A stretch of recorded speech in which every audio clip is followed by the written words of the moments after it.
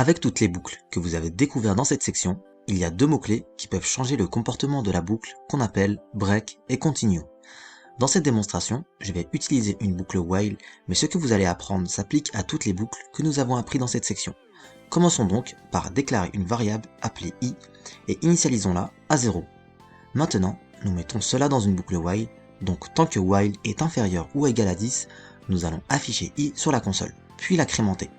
On enregistre les modifications et cela nous donne donc les numéros de 0 à 10.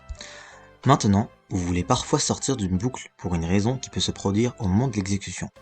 Par exemple, ici, nous pouvons avoir une condition if et une instruction if avec une condition comme celle-ci. Si i est égal à 5, nous voulons sortir de cette boucle. C'est là que nous utilisons le mot-clé break. Lorsque nous enregistrons les modifications, nous obtenons les chiffres de 0 à 4. Donc à la fin de la 5e itération, nous incrémentons i. Maintenant, arrivé à 5, on sort de la boucle. On va ensuite commenter cela et regarder le mot-clé continue. Je vais donc écrire une autre instruction if, je veux voir si i est un nombre pair ou non. Donc on fait un i modulo 2 égale à 0. Si c'est le cas, je vais incrémenter i puis continuer.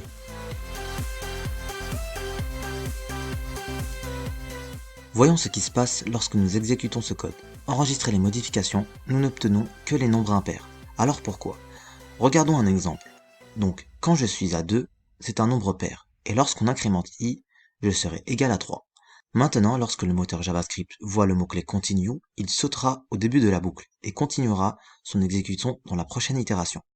À ce stade, i est égal à 3, donc cette instruction if n'est pas exécutée. Et c'est pourquoi nous voyons i sur la console. En revanche, le mot-clé continue n'est pas quelque chose que vous utiliserez souvent. C'est une des anciennes choses héritées dans JavaScript. Ce n'est donc pas quelque chose que je vous recommande d'utiliser. Voilà pour cette petite démonstration sur les mots-clés break et continue. Donc pour récapituler, avec le mot-clé break, vous sautez d'une boucle et avec le mot-clé continue, vous passez à l'itération suivante.